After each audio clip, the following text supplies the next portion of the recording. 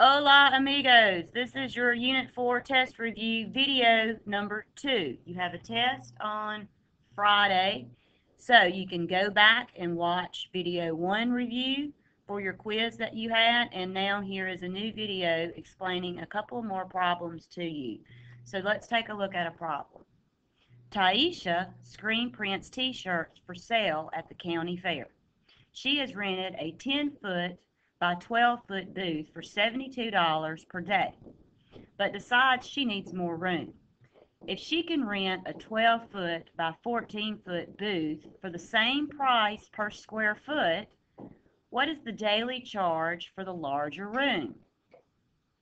Okay, we're going to set up a proportion here, but before we can set up our proportion, we have to find the area of each room. So the first room is 10 foot by 12 foot. And finding the area, you multiply 12 times 10, and that gives you 120 square feet. Looking back at the problem, it tells you that that costs $72 to rent. So in our proportion, we have area to cost,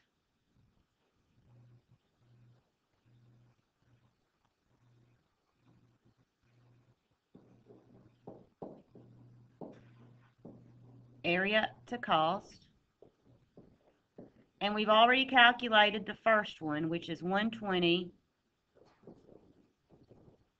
over 72. Setting up our proportion equals line. There we go. Now let's go look and see what our right side of the proportion is going to be. We have to find the area of our second room, 12 foot by 14 foot. And that will give us 168 square feet. And remember, in setting up your proportion, area goes with area, and X goes with cost, because that's what the unknown is we're trying to find. Now, there's a couple of ways that you can solve this problem. Some of you may want to cross multiply and divide, and that's perfectly fine. Another way that we can solve it is using scale factor. So, 120 times what gives us 168? Well, we can easily find that out by dividing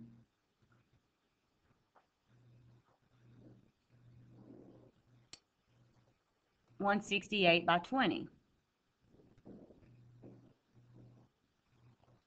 120 outside the house. Will 120 go into 168? Yes, one time. Have your remainder. All right, let's keep going. So we're going to add a decimal and a 0. 120 will go into 480 4 times.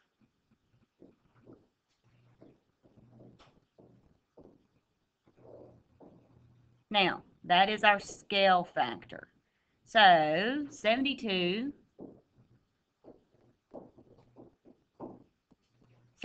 times 1.4 gives us $100.80. Now, cross multiplying and dividing is perfectly acceptable, people. It's your choice, personal preference.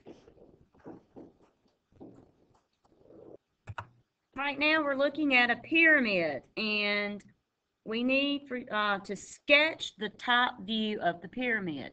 Well, if you remember from the video when we traveled to Egypt and we looked at the top view of the pyramid, we saw that indeed that it looks like a square.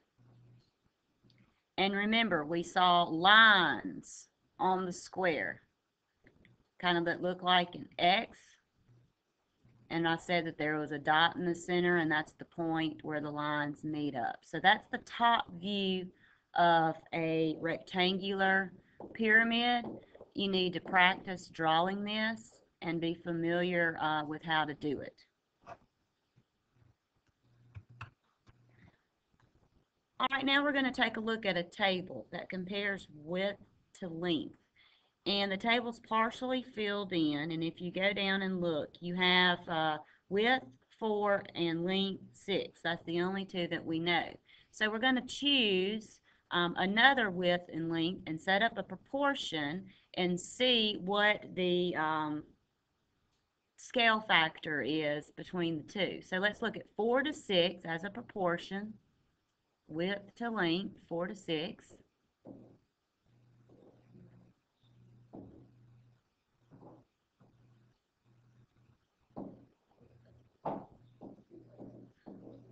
Equals 8 to x.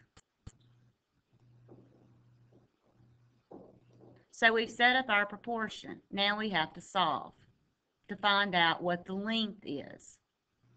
And we can go and do this for every one of them, or we can solve now and see what our scale factor is, because all proportions are equivalent to each other. So when we find our scale factor, we know what's happening on each one of them as a process between the width and the length on our table. So now let's solve.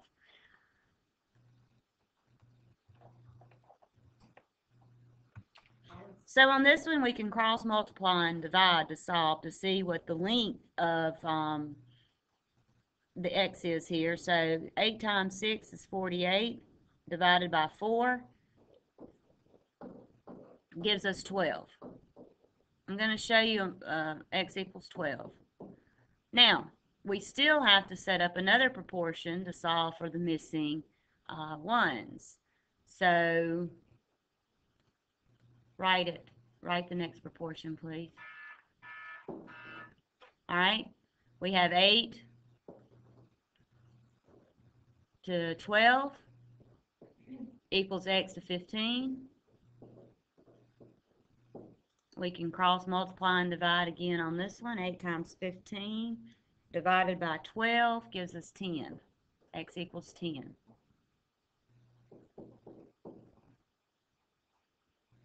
And for the rest of the table, you can go ahead and set up proportions, or you can find your scale factor and multiply that way. It's personal preference.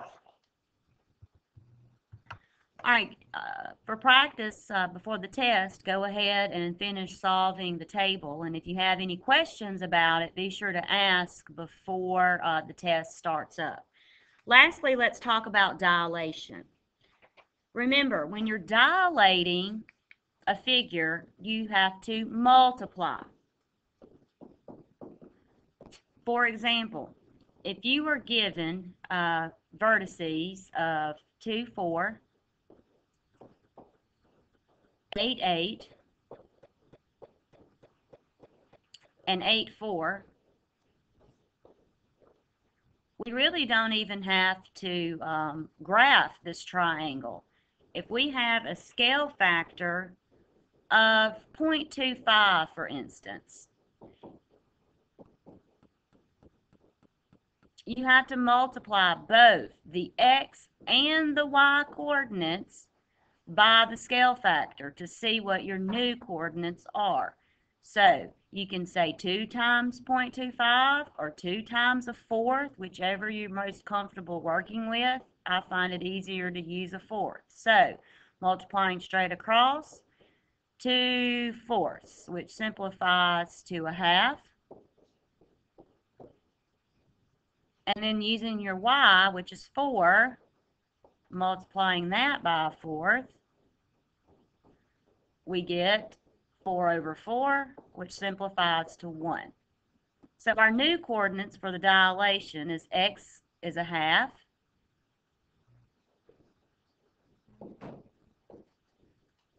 and y is 1. Continuing on with the dilation, we have our 8, 8. 8 times a fourth gives us 8 over 4, which simplifies to 2.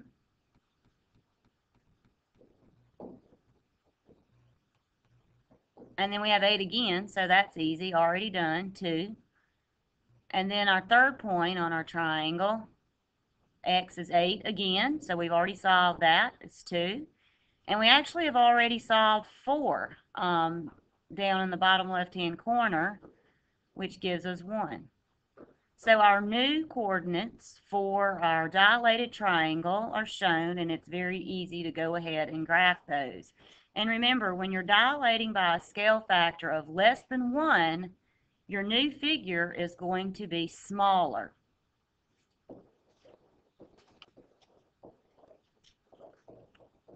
This is the second video for your Unit 4 test. Be sure to watch both of them, and good luck.